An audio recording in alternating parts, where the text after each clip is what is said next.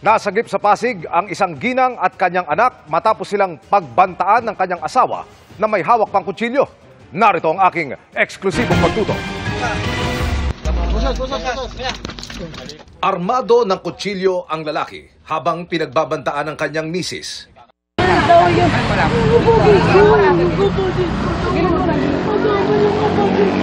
Mabilis na rumisponde ang pulisya at unang iniligtas ang babae. Kasunod, ang kanyang mga anak. Pagkatapos, inakyat na ng mga pulis ang suspect sa ilalim ng kama. Halika na. Oh, halika na. Basta, pong ka na. Tapon mo Halika na. Sumama ka na maayos. Wala mo kasalanan eh. Talikod mo. Sumama ka na maayos ha. Nadakip ng pulisya ang lalaki.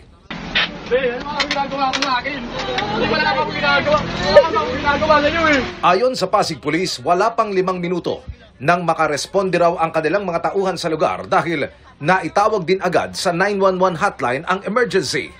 Pasok ito sa 5-minute police response na ipinatutupad ni bagong PNP Chief Nicolas Torre na alinsunod sa utos ni Pangulong Bongbong Marcos. Tuloy rin ang simulation exercises para maipatupad yan tulad ng ginawa ng Eastern Police District. Pinraktis ang gagawin kung may robbery hold-up. Bravo base, Bravo 206. 5 minutes will now commence. Sa kunwaring senaryo, agad nag-deploy ng mga pulis, nadakip ang kunwaring suspect at na-recover ang mga kunwari nakaw na gamit. Nadakip ang suspect at ang mga gamit na kanyang nakuha na ibalik agad sa biktima. Pero tanong ni Pasig City Mayor Vico Soto na sumaksi sa simulation, paano kung mangyari ito sa masisikip at matataong lugar? Kaya natin in 5 minutes. Di ba isa? Baka si Ma'am Luan, baka may suggest ka. Yung looban talaga. Kaya nag-set up ng ganyang mga senaryo. Dapat yung mga looban para matesting natin. Bakanteng lote sa tabi ng City Jail. Una, masikip na area sa barangay Pinagbuhatan. Pagkatapos ay sasabungan sa barangay Santolan. Repeater base, Bravo 206. Repeater base, Bravo 206. Alarm 120, Alarm 120. Address, Tawiran Dulo, Santolan.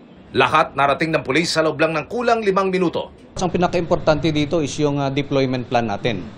Dapat nakalatag yung mga pulis natin para kung at any given time na merong call for police assistance, mabilis ang ating pulis. I-activate din ng City Hall ang mga security force ng mga barangay para makatubang ng pulisya.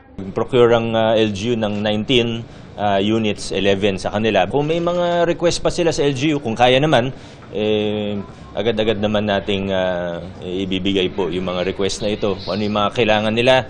Para sa GMA Integrated News, Emil Sumangil, nakatutok 24 oras.